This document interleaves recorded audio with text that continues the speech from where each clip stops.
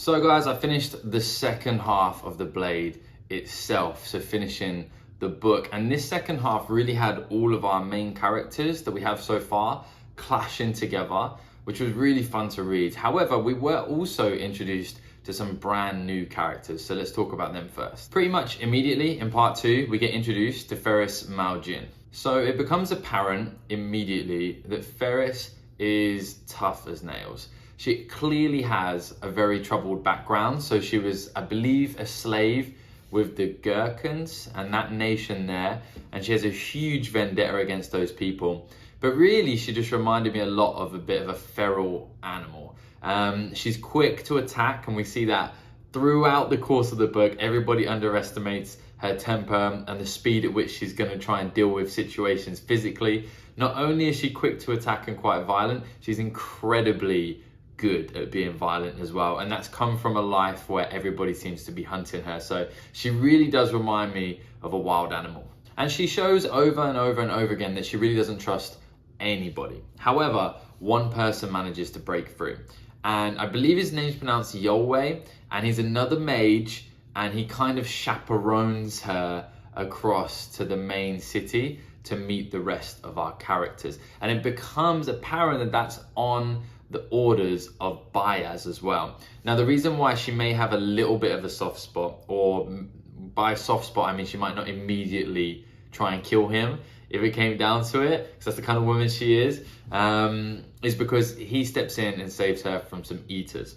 And we also get a really cool running battle between her, Logen, and then a ton of the practicals chasing after them in the big capital main city as well. And that scene is really fun. After Logen helps her out a bunch of times, she really helps him out as well. And we meet the Bloody Nine finally. And honestly, Ferris would have got away. Ferris, I believe, probably would have survived even if Logen wasn't there. In my head anyway. I think Logen was the one who was saved a little bit by Ferris in the end, because she just doesn't get tired. She can run forever. That whole running battle scene, although it seemed really chaotic, I feel like that's where she's comfortable and that's her bread and butter. So as far as it goes, introducing a really cool character, immediately we get one in Ferris.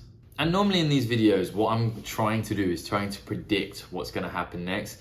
But it's really hard because this book, I know it sounds silly because I know it's a trilogy. It really feels like a great setup for what's to come, because I don't think a lot happens in this book, but we get a really good first in-depth look at the characters that we're going to be interacting with for the majority of this story. And what that means is that I don't think a ton of plot has been given away, but we do have some directions that we're pointed in.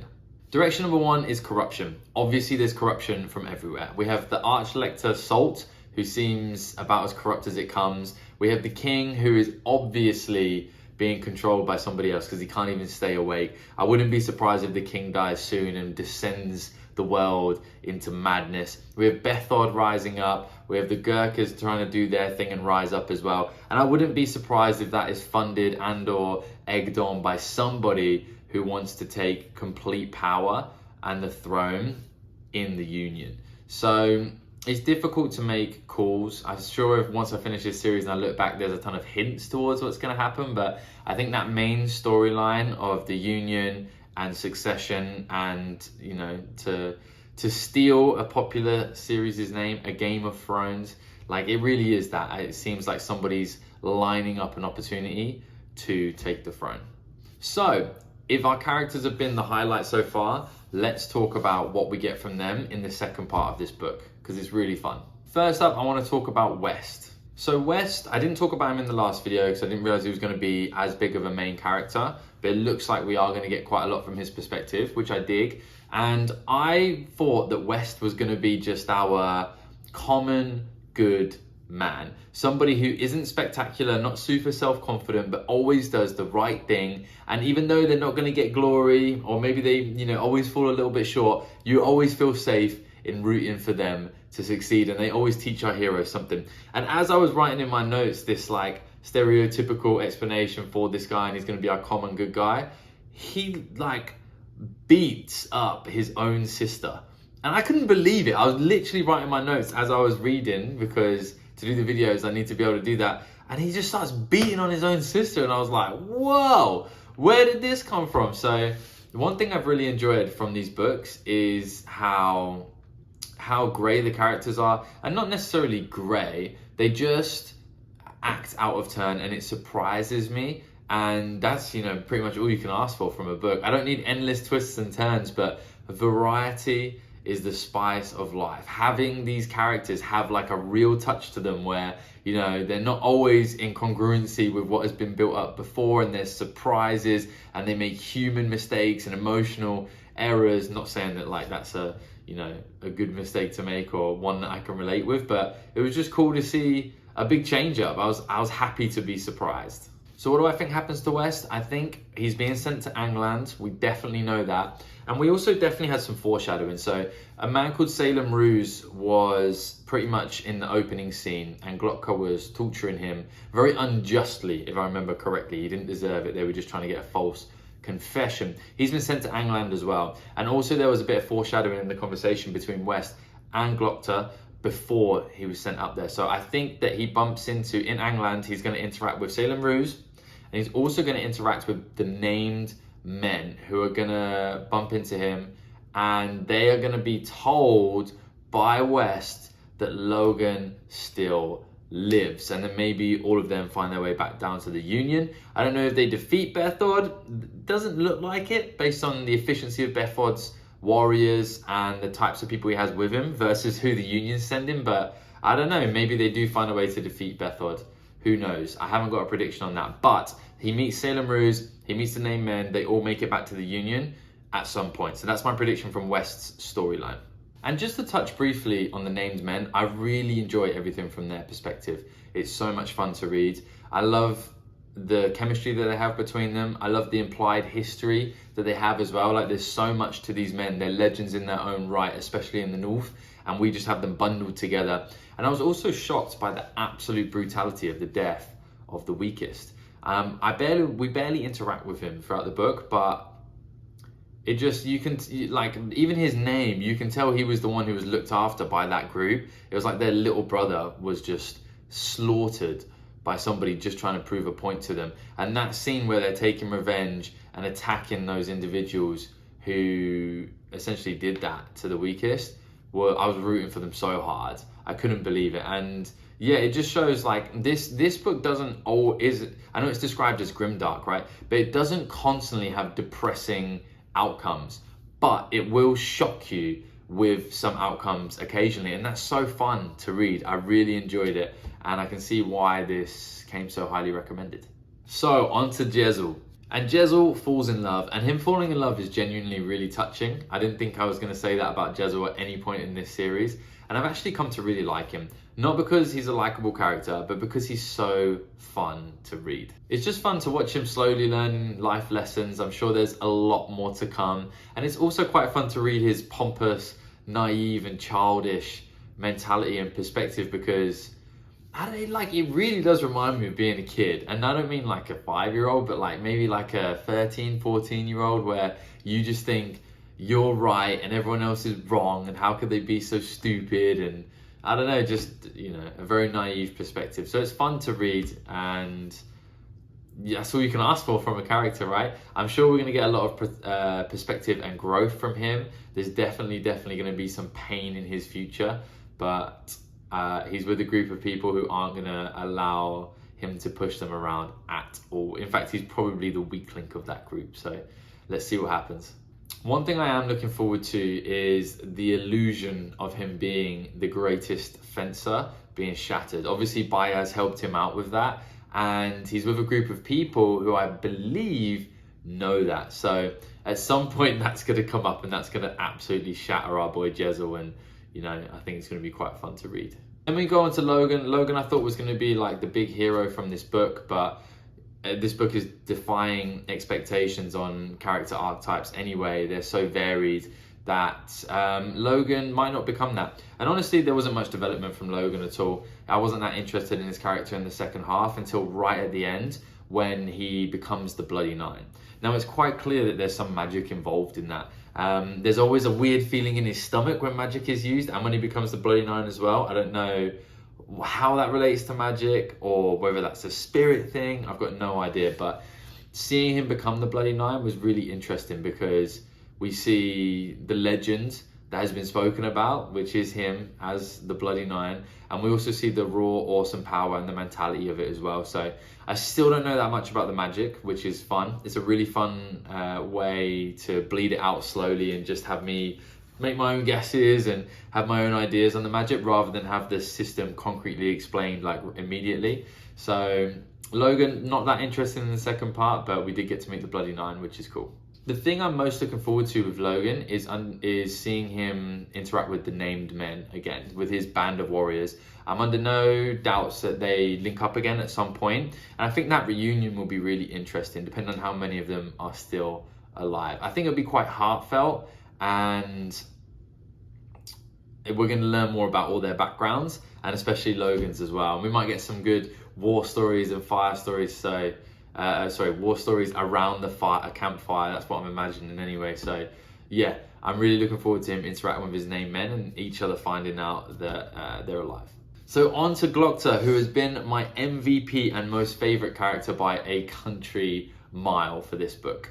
And we get more and more of an idea of the kind of man that Glokta was. Now, a lot of people talk about the kind of man he was. He was clearly influential. He was fantastic at fencing. But I'm talking more of a deeper dive. We get to see not only who he was, but who that has made him now. And what I mean by that is when he first meets Bayaz, for example, he doesn't back down an inch, even though Bayaz clearly has a lot of influence magic around him, and when he gets angry everyone backs away, that type of thing. But Glokta really trusts in his own brain, and he trusts in his own ideas and his own ability with logic, and he really isn't scared of much anymore because of what had happened to him. And I think that really shows maybe he wasn't that man before, but you have to have a seed of that in you. And then now he's turned, because he can't use his body and his influence really isn't what it probably was before, he now has to use his brain for everything. And you can see how he uses it from his perspective as a tool and as a weapon. You can see him like correcting himself and removing the emotion and sticking to the facts and the logic and what must be true. I think it's like, is it Sherlock Holmes who says once you remove everything that's impossible, then only the possible remains? And it seems like Glokta subscribes to that as well. Don't quote me on the Sherlock Holmes thing, because obviously Sherlock Holmes is an imaginary character, but maybe he said that in the books. I don't know. I'm sure someone will correct me in the comments. And to follow the theme of characters surprising me, I got choked up at the scene with Glokta and with West, just after West beats up his own sister. He's obviously feeling sorry for himself and he needs someone to talk to, and he goes to Glokta. And that scene actually got me choked up, which was the last thing that I expected. So I think because of what happened to Glokta, not just what happened, but what he could have been and what he was before what happened, he's obviously completely numbed himself to pain. You can tell from his perspective and the way he thinks about things. He numbs himself from pain. He doesn't allow himself to get his hopes up or feel positive or hopeful about anything really. He really just has a very bitter outlook on life. And you see that change and you see that thaw because he wasn't that person. Like something terrible happened to him and then he needed people. He needed friends. He needed love. And he needed other people to love him because he probably wasn't able to love himself in any way, shape or form at that moment. And he just thought he didn't get it.